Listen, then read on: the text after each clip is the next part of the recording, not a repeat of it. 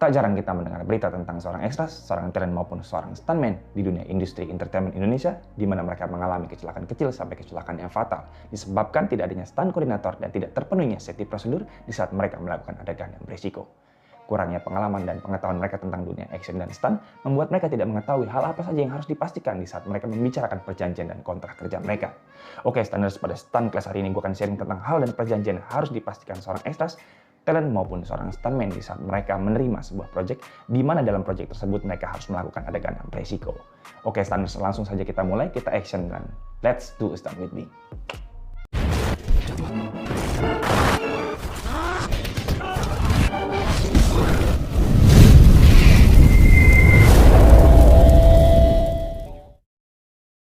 Oke, standar sebelum gue sharing inti dari stunt class hari ini, gue akan sharing beberapa contoh kecelakaan yang viral dalam industri entertainment Indonesia, khususnya dalam TV series Indonesia atau yang kita sebut dengan sinetron.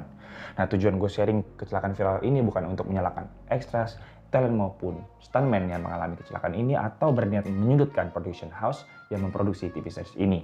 Melainkan tujuan gue adalah men-sharing kepada kalian semua para stunners akibat yang mungkin saja terjadi jika suatu hari nanti stunners menerima sebuah project di mana stunners harus melakukan adegan yang berisiko untuk diri stunners tanpa memastikan beberapa hal yang akan gue sharing nanti kepada stunners.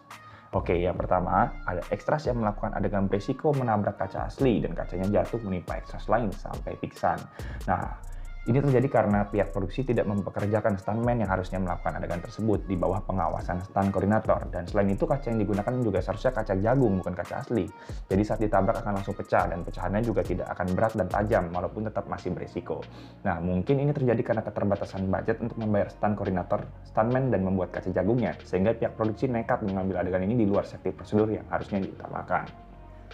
Nah, yang kedua ini, ada dua talent yang melakukan adegan jatuh bersama ke aspal tanpa safety support dan tanpa matras. Wow. Dan stars bisa lihat kaki talent perempuannya lecet lumayan lebar ya, kasihan ini. Ini terjadi karena kan tidak adanya stunt koordinator yang bekerja dalam proyek ini. Karena jika ada sudah pasti ada safety officer yang mengamankan talent dengan matras di saat mereka berdua tuh jatuh gitu. Nah, maybe penyebabnya sama, kurang budget atau tidak adanya pengetahuan produksi tentang profesi stunt koordinator. Maybe.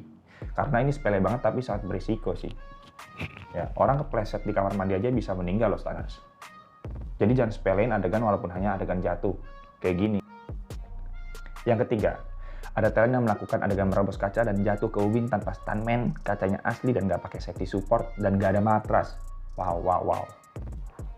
Kalian bisa lihat talent ini terluka cukup berat di bagian dekat wajah dan leher ya, karena tertancap pecahan kaca di saat dia jatuh. Ini terjadi karena talent menerima proyek ini tanpa memastikan ada atau tidaknya stunt koordinator yang bisa menjamin keselamatan dalam adegan. Nah, setelah sampai di lokasi ya semua kru dari pihak produksi gak ada yang tahu tentang safety prosedur dari adegan ini. Dan mereka maybe ya ngira kalau adegan ini tuh dilakukan dengan kaca asli dan asal berani nabrak kaca dan jatuh aja. Padahal semua tuh ada standar safety prosedurnya dan juga harus dilakukan oleh stunt atau stunt aktor dengan teknik yang profesional. Serem ya? It is a crazy trap. Really. Yang keempat, ada stunt rider yang kakinya tidak sengaja terlindas busa adegan. Dan kalian tahu stunners, kaki stunt rider ini patah dua-duanya dan motor pribadinya hancur.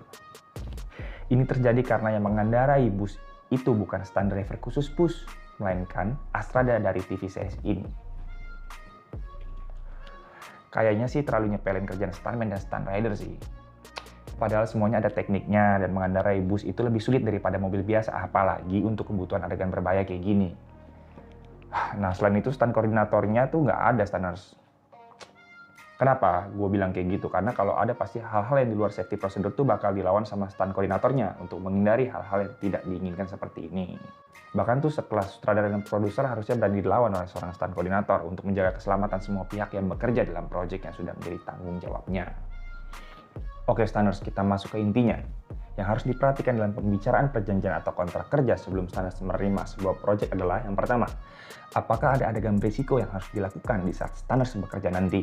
Jika memang stunners harus melakukan adegan berisiko dalam proyek yang dibicarakan, entah itu low risk apalagi high risk, stunners harus memastikan adanya. Yang kedua, stunt koordinator dalam proyek tersebut.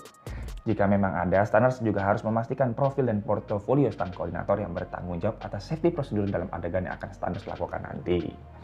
Nah, jika memang stunt koordinatornya sudah berpengalaman menggarap adegan-adegan berbahaya di dalam film layar lebar, stunters bisa menaruh harapan dan kepercayaan kepada stunt koordinatornya.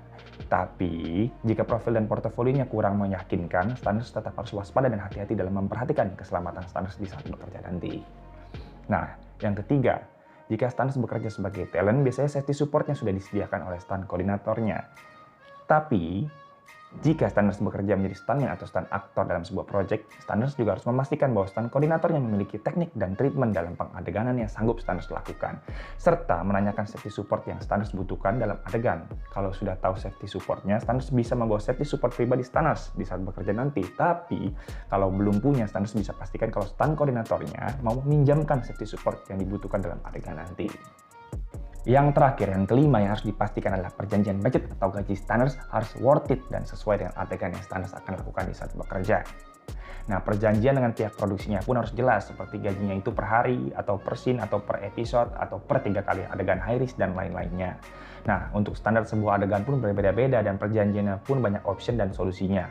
Nah, jika suatu saat standar mendapatkan tawaran kerja dan masih ragu untuk menyetujui masalah budgetingnya, standar disarankan untuk konsultasi terlebih dahulu kepada stuntman atau stunt koordinator yang sudah berpengalaman, agar mendapatkan masukan dan pencerahan berdasarkan pengalaman mereka yang lebih profesional.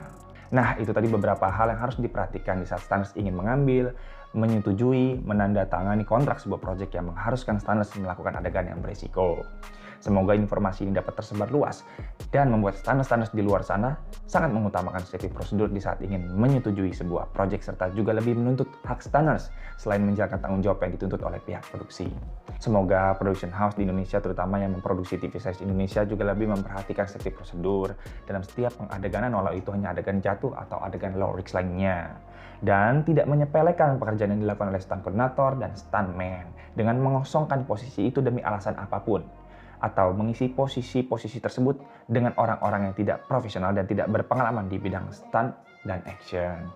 Nah, mungkin ini saja yang ingin gue sampaikan pada Stuntcast hari ini. Kita cut saja sampai di sini. Gue Glenn Michael, and see you in the next Stuntcast. Thank you.